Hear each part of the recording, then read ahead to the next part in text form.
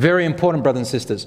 A strong person to build themselves, take this advice. Wallahi, we've tried it and it works tremendously. Very simple, yet very hard to implement. Rasul sallallahu alaihi wasallam said, "Min husni Islam al-mar'i tarkuhu ma la ya'nih." A person to improve their Islam is to leave that which does not concern them. Don't go into areas that are not your business. Don't ask about things that are not your concern. Don't pry into things that don't concern you. Anything in life, things that don't benefit you are not of your concern. People's problems and people's secrets, don't pry into them. You're not invited, don't ask. A person didn't call, you called a person twice, 3 times, they didn't reply, that's it. Don't keep asking. You knocked on a person's door, they didn't answer. You knew they're inside. They didn't answer. Walk away with your dignity and don't talk about it. This is their right, not yours. And accept that. Allah says in the Quran, وَإِذَا قِيلَ لَكُمْ ارْجِعُوا فَارْجِعُوا.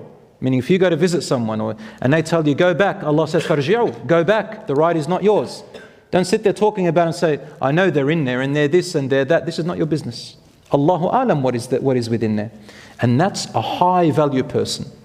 Don't get involved in businesses that are not yours, and watch how less stress your life is, how healthier you'll be, how you'll sleep better, how you'll be happier in life, brothers and sisters. Subhanallah.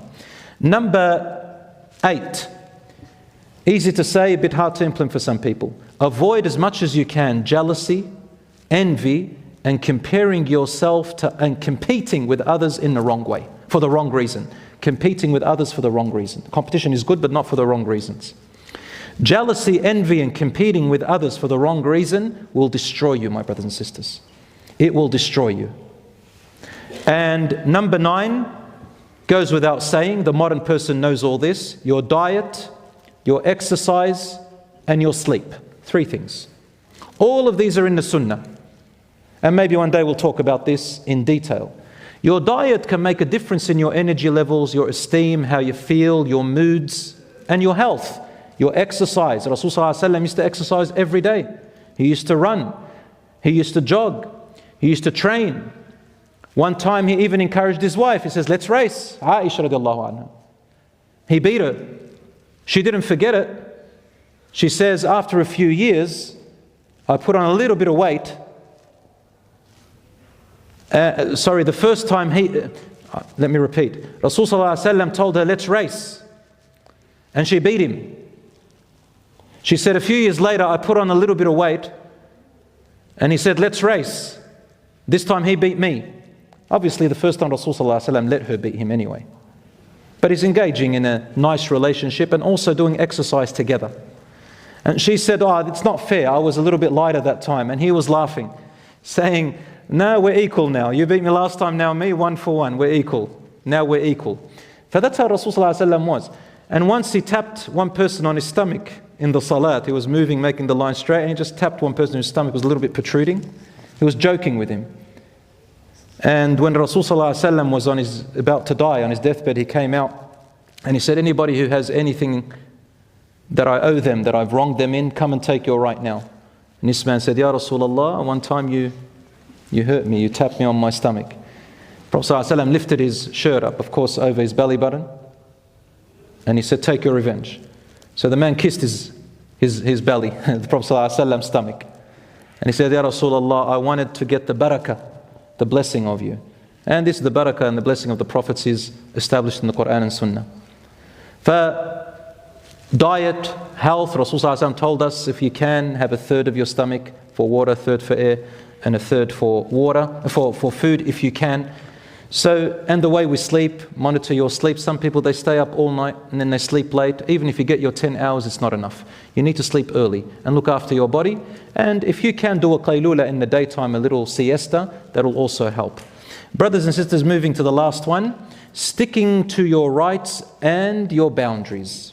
How do you know you have a healthy, strong personality? It's when you know your rights, you know other people's rights, you know your boundaries, and you let people know your boundaries, and you know other people's boundaries, and you don't transgress the boundaries. And in this are relationships that become either sick relationships, toxic relationships, lively relationships, or dead relationships. How? It's got to do with rights and boundaries. A lively relationship is when it's filled with justice, kindness, mercy, giving, forgiving, pardoning, talking, discussing. That's called a lively relationship. Husband and wife, friends, brothers and sisters, all of you. The sickening relationship is when you only do things because you don't want the person to be upset. Oh, I better go, man, but I just don't want to upset them. But you've got priorities. I know, but I don't want to get them upset. That's low self-esteem. There's a polite way of saying, sorry, I can't, and saying no. Don't be a total yes person. The toxic relationship is when people expect you, or you expect them to do something that is not their obligation, and you don't give them anything in return. Someone expects you to do an obligation for them, and they don't give you anything in return, and if you don't do it, they will guilt trip you as if it's an obligation. An example, if you have two friends, and you decided to invite one friend to a coffee. The other friend finds out, and let's say the other friend is a toxic type. He'll come and guilt trip you and blame you and put you down and say, why didn't you invite me? You're not a loyal friend. You know, I know, and then you probably talked about me, and then guilt tripping you like as if it was an obligation. No, it wasn't an obligation. Same with relatives, same with parents, same with children. If there are rights and obligations, of course, let me repeat that. When it comes to people you have no choice of having a relationship, like your parents and your siblings, your cousins, you don't work with them on rights and obligations. Rights and obligations between your relatives are only used when things go wrong. When a dispute happens, you go back to whose right is what. But family should be based on kindness, empathy, goodness, sacrifice, and giving up some of your rights. Not all of them, but some of them. Same with the husband and wife. You can't deal with rights, just your right and my right. That's like roommates. Which leads me to something called a dead relationship. A dead relationship is where everyone is indifferent. I don't care if you do it, don't do it. I don't care if you have an obligation or not. I don't care if you love me or not. If you're here, I don't care. I don't realize you're here. If you're gone, I don't ask about you. These are the type of relationships you have to end. So brothers and sisters, as you can see, there are lots of qualities. These are the 10 qualities, alhamdulillah. And I end it with this. Some people will hurt you with words and actions. It's up to you what you want to do and be. You can let those words hurt you and change you, or you can acknowledge and feel sorry for that person and do what the Prophet ﷺ did. Once he was giving out some charities, and one man from the Ansar said hurtful words. He said, Wallahi, he didn't do justice about the Prophet ﷺ. So another companion said, Wallahi, I will tell the Messenger of Allah what you said about him.